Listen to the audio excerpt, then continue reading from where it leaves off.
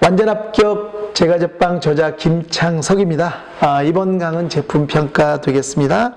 우리가 이제 제품이 포장 들어가기 전에 제품을 평가를 해야 되겠죠. 이제 제품을 평가하고 그리고 난 뒤에 검수가 끝나면 이제 포장, 저장, 유통 이런 식으로 이제 들어가게 되죠.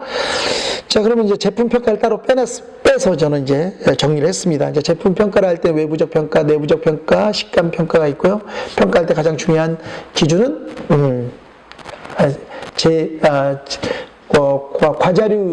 과자류 제조에서 말씀을 드렸죠. 맞습니다. 맛평가가 가장 중요한 항목이다. 이렇게. 그 다음에 이제 어린 반죽과 지친 반죽이 있는데, 이제 어린 반죽이라 함은 뭐냐면, 이제 발효가 덜 됐거나, 반죽이 덜 된 거, 이렇게 얘기를 하는 거고, 지친 반죽은 발효가 더 됐거나, 반죽이 많이 된 것을 가리킵니다. 그러면 이제, 어린 반죽일 경우에 이제 구운 상태는 윗면, 옆면, 아랫면이 모두 검습니다. 자, 책을 보시고요. 자, 기공은 거칠고 열린 이제 두꺼운 세포가 되고요. 브레이크 앤 슈레드 이제 터짐과 찢어짐에 있어서 아주 적습니다. 어린 반죽은 이제 부피는 당연히 작고요. 이제 외형의 균형, 이게 모서리가 이제 끝자락 모서리 있잖아요. 식빵 같은 경우를 얘기하면 이제 모서리가 예리하게 되고요. 매끄럽고 유리 같은 옆면이 나옵니다. 껍질의 특성은 두껍고 질기고 기포가 있을 수도 있습니다. 껍질색은 어두운 젓갈색이 돼요. 왜냐하면 이제 잔당이 많기 때문에 그렇고요. 조직은 거칠어지고 속색은 무겁고 어두운 속색과 숙성이 안 된 색이 되겠습니다. 숙성이 안 됐다는 얘기는 색이 이제 진하게 나오는 걸 숙성이 안 됐다고 합니다. 맛은 이제 덜 발효된 맛과 그러니까 생밀가루 맛이 난다는 얘기죠. 향은 이제 생밀가루 향이 나고 맛도 이제 생밀가루 맛이 나겠습니다. 자, 설탕 보도록 하겠습니다. 각 재료 제품이 재료에 따른 제품의 결과인데 이제 설탕 보도록 하겠습니다. 설탕은 이제 설탕이 5%까지는 이제 발효에 긍정적 영향을 미치는데 그 이상이 되면 삼투압에 의해서 이스트의 가스 발생력을 약화시켜서 발효 시간이 길어지게 되겠습니다. 그거 좀 잘 기억해 주시고요. 만약에 이제 식빵에 있어서 이제 설탕 사용량을 3% 정도 사용하면 완제품의 부피가 커지는 효과를 얻을 수 있겠습니다. 쇼트닝 보도록 하겠습니다. 쇼트닝은 이제 가스 보유력에는 긍정적 효과를 미치나 가스 발생력에는 아무런 영향을 미치지 않아요. 가스 발생력에는. 그리고 이제 가스 보유력에 좋은 효과를 내는 양은 밀가루를 100분율로 놨을 때 한 3에서 4% 정도 집어넣으면 볼륨을 좋게 하는 역할을 합니다. 그리고 액상류보다는 고체유가 긍정적 역할을 합니다. 자, 소금을 보도록 하겠습니다.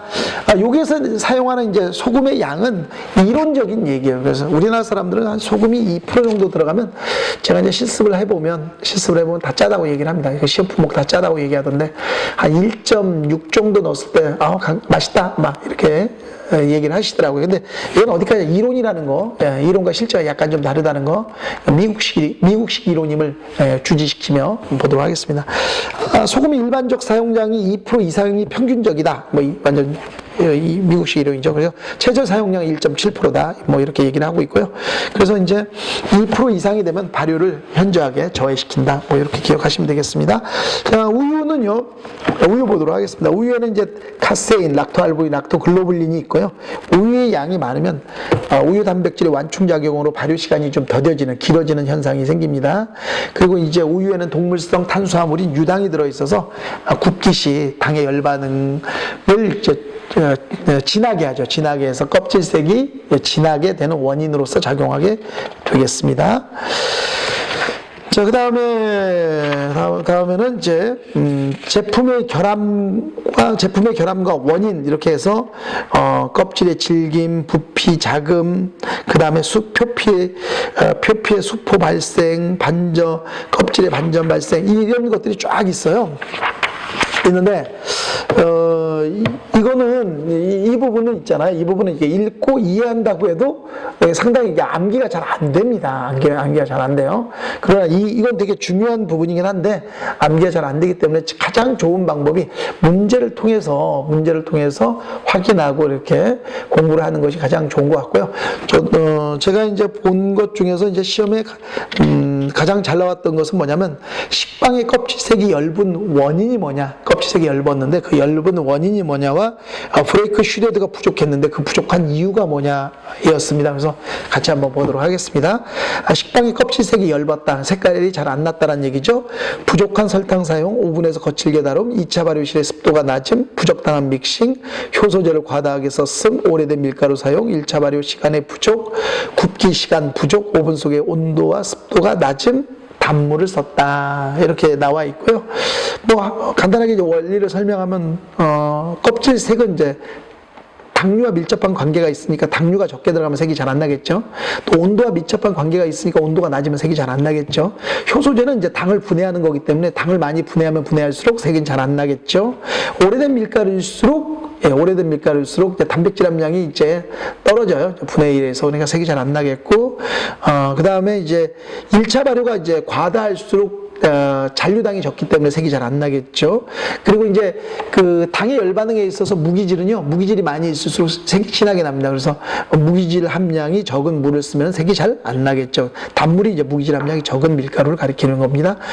이렇게 이해하시면 되겠습니다. 그래서 부적당한 믹싱이라고 하는 것은 이제 아무래도 좀 믹싱을 통해서 반죽의 숙성이 좀 덜 된 걸 가리키는 거죠. 기계적 숙성 제가 앞전에 얘기했죠. 제빵 제법에 있어서 숙성에는 기계적 숙성이 있는데 숙성이 이제 얼마만큼 진행되느냐에 따라서 착색이 달라지는데 이 숙성이 안 될수록 이제 색깔이 엷게 되겠습니다. 그래서 그렇게 좀 이해하시면 되겠고요. 다음에는 이제 브레이크 앤 슈레드, 식빵을 만들었을 때 식빵 윗면과 옆면에 경계면에 생기는 터짐과 찢어짐을 가리키는데 이 터짐과 찢어짐이 부족했다고 합니다. 자, 이유가 뭐냐? 1차 발효가 부족했거나 지나치게 과다한 경우, 그리고 단물을 썼다, 효소제 사용량이 지나치게 과다한 경우, 그 이스트푸드 사용량 부족, 2차 발효가 과다한 경우, 너무 높은 오븐 온도, 2차 발효실의 온도가 높거나 시간이 길거나 습도가 낮음, 지름 반죽, 오븐 증기 부족 등이 브레이크 슈레드의 부족을 가져오겠습니다. 자, 문제를 통해서 이런 부분을 좀 푸셨으면 좋겠습니다. 자, 이번에는요, 여러분, 이제 마지막 편이 되겠습니다. 과자류, 빵류, 위생관리 되겠습니다. 위생관리가 예전에는 이제 식품위생이라고 했는데, 이번에 이제 위생관리로 바뀌면서 약간 좀 내용이 이제 추가가 됐습니다. 그래서 추가가 된 내용의 부분이 시험에 어떻게 나올지는 아직 잘 모르겠습니다. 그러나 책을 써야 되기 때문에 내용을 제가 이제 정리를 해서 제가 제빵에 관련된 부분들만 정리해서 좀 집어넣어 봤는데 시험에는 어떻게 나올런지는 아직 잘 모르겠습니다. 추후에 또 영상을 더 시험을 좀 제가 이제 현업에서 아직도 강의를 하고 있고요. 제 학생들이 시험을 보고 난 후에 저에게 많은 이야기를 해주고 있기 때문에 그것을 좀 취합을 해가지고 위생관리 편이 어떻게 나오는지를 파악을 해서 뭐 추후에 다시 강의를 하겠다고 이제 약속을 드리고요. 그리고 이제 요 근래 이제 보고 오신 분들의 얘기를 들어보면 별로 뭐 달라진 건 없다라는 얘기를 들었습니다. 몇 번이 안 되기 때문에 그 부분은 뭐 그 정도까지 말씀을 드리도록 하고요. 그러면 이제 내용은 어떤 내용이 있는지 한번 보도록 하겠습니다. 식품위생 관련 법규 및 규정, 개인위생관리, 환경위생관리 이루어지겠습니다. 자, 처음 식품위생 관련 법규 및 규정입니다. 뭐 방대한 내용을 감히 어떻게 제가 정리할 수 있겠습니까만 지금까지 시험에 나왔던 부분 몇 개만 좀 얘기해 보도록 하겠습니다. 식품위생 관련 법규에 있어서 그 집단급식소의 정의가 시험에 나왔었습니다. 그래서 집단급식소 한번 보도록 하겠습니다. 찾아와 보십시오. 자, 우선 집단급식소는 다음과 같습니다. 대통령령에 따라 지정된 시설입니다. 그리고 영리를 목적으로 하지 않는다고 합니다. 그리고 1회 한 번 급식에 50인 이상의 특정 다수인에게 계속하여 음식물을 공급하는 급식시설을 가리킵니다. 그러니까 집단 딴 급식소의 정의 기억해 주시고 봐주시기 바랍니다. 다음은요. 다음은 이제 조리사 면허를 받을 수 없는 사람, 그리고 조리사 면허를 받을 수 있는 사람, 이 부분이 또 시험에 나왔었습니다. 조리사 면허를 받을 수 없는 사람은 정신질환자, 마약류 중독자, 여기 되겠고요. 그러니까 조리사 면허를 받을 수 있는 사람, 지체장애인, 미성년자, 알코올 중독자, 그리고 또 시험 부분에서는 치질 걸린 사람, 치질 걸린 사람 받을 수 있겠죠. 이런 문제도 이런 예시도 나왔습니다. 웃자고 한 얘기고요. 다음 이제 해썹입니다. 식품위생 요소 중점 관리 기준인데요. 이게 되게 어려운 부분이긴 한데, 시험에 나온 부분은 별로 되지 않습니다. 한 3개 정도가 나왔었는데, 제가 쭉 조사한 바로는 한 3개 정도입니다. 해썹에서 가장 중요한 게 CCP거든요. CCP가 뭐냐면 크리티컬 컨트롤 포인트라고 해서 중요 관리 지점이에요. 중요 관리 지점. 이 중요 관리 지점의 정의 책에 보시면 나와 있습니다. 한번 읽어보도록 하겠습니다. 해썹의 12가지 절차 중 위의 요소의 예방, 제거 및 허용 가능한 수준까지 감소를 위해 엄정한 관리가 요구되는 최종 공정이나 단계를 말한다. CCP, 이게 CCP, 중요 관리 지점. 꼭 기억해 주시기 바랍니다.